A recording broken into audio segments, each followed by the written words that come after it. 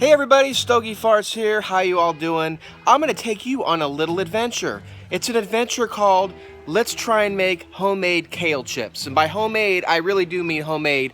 Behind me you can see my aquaponics system. I got some kale in there and I'm going to try and make homemade kale chips. So let's come along and see how things go. Or don't go. I have no idea. But we're going to find out. All right, here's a quick shot of the aquaponics grow beds. As you can see, they are growing out of control. And these are the kale.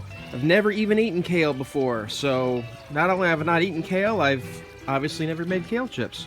So these are getting pretty big and we're going to go ahead and pick them and go from there. So just to show you what I'm doing, I'm going to take one of these and you can see they got big stocky stems. And it's kind of hard to do with one hand, but I'm going to go underneath here and just clip off a stem like this and collect a bunch of them. And with just a few minutes of clipping, I already have a ton of kale in here. So I think I'm going to bring it inside and wash it and then tear them into pieces. You can see some of these have been sort of ravaged by insects and whatnot, so I figure that's a good candidate to pick off and eat, since all this leaf here should still be good. Okay, I've gone ahead and washed these, but now I think I'm going to rip them into smaller pieces and then keep them in the strainer at least until they dry, because I heard you don't want to bake them if they're still wet, because the steam, that can mess things up. Okay, so as you can see here, this is all that remains of all those stems. I just went ahead and ripped off large pieces about that size, some larger than others. I figure when you cook it, it's going to shrivel up and get small, so hopefully that's about the right size. These are still a little bit wet, so I'm going to wait for them to dry, and then we shall go from there. Okay, so what I just did is I just finished, that's how much I got, so I don't know what size that bowl is. So I put in about a teaspoon of extra virgin olive oil, and I just kind of tossed and mixed that in so you can see it's coated nicely. And then I'm going to throw in some of these spices. So I got a little bit of paprika, garlic powder, onion powder, and a little bit of cayenne pepper and salt. So that's all mixed in here.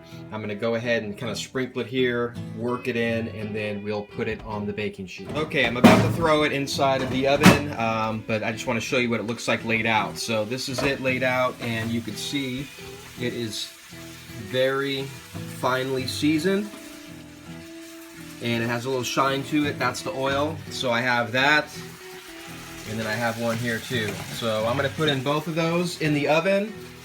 300 degrees for 10 minutes, and then we're going to take it out, rotate it, put it back in for another 12 to 15 minutes. So first step right now, 300 degrees for 10 minutes. Okay, I just pulled them out of the oven. Like I said, they were in for 10 minutes at 300 degrees. Then I pulled them out, rotated everything, and put it back in for another 15 minutes. This is what they look like. They smell a little bit like something was burning, but I'm pretty sure that that is the seasoning. I might have overdone the seasoning, I'm not sure. So I'm gonna let them cool off for a few minutes, and then I will give it a taste. All right, here we go. Moment of truth. It's very crunchy, very thin.